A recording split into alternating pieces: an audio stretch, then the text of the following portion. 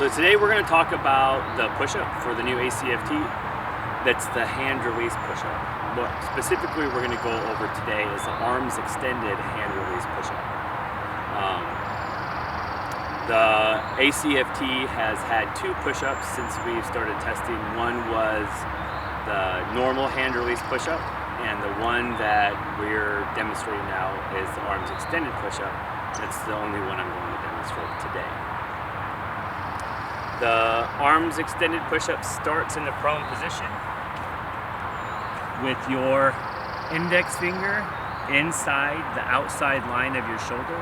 So if you just think that keep your hands directly underneath your shoulder, your arms will be within the distance that they need to be. Your feet can't be any wider than 1 foot width apart, and you have to bring your chest all the way down to the ground. So in the push-ups that we all know and love, we're taught to look ahead. Well, if I look ahead, you can see that I have a lot of space here with my chest, and my diaphragm is actually off the ground. So what I want to do is have a neutral gaze down. That brings my shoulders down in line with my hips, and my hips in line with my ankles. I'll come up in a straight line, come down, arms extended.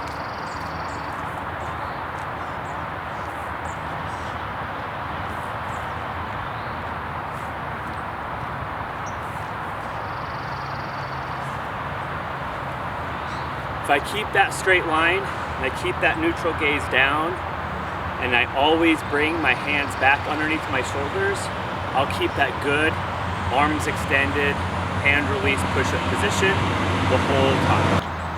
So just like with the push-up from the ACFT, there are many ways to get better at doing the push-up. The best way to get better doing the push-up is to do the push-up.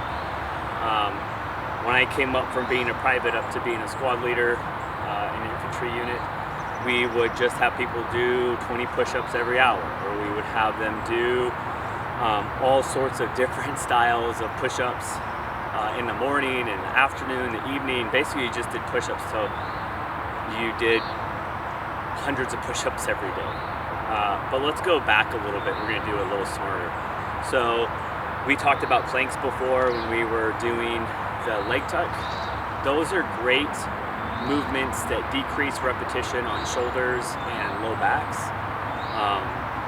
that can help strengthen your body for the push-up.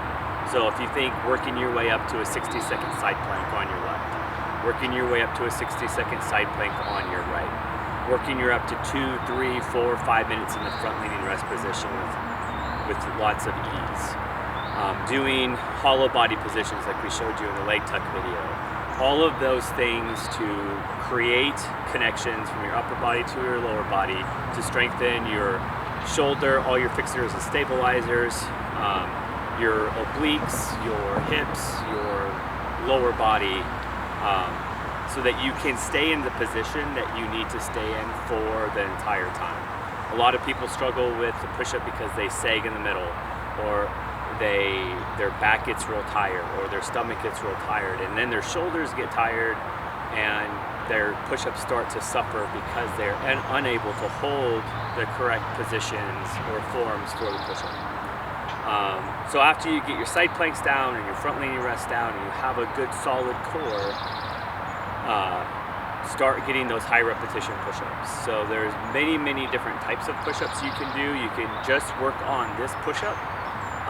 You could do old school diamond push-ups, regular arm push-ups, and slightly wider arm push-ups. I don't say wide arm push-ups like this, because that doesn't really do a lot of people very good because they're not strong enough to get their elbows and shoulders parallel. So wider arm push-ups would be probably a little bit narrow still for most of you. You can do uneven push-ups, so one arm up on a block, the other arm coming to full extension, and then switch. And once again, 10, 20, 30, 40, 50, work your way up. You could take 5 to 10 minutes out of each morning, roll out of bed, do your push-ups, be done for the day.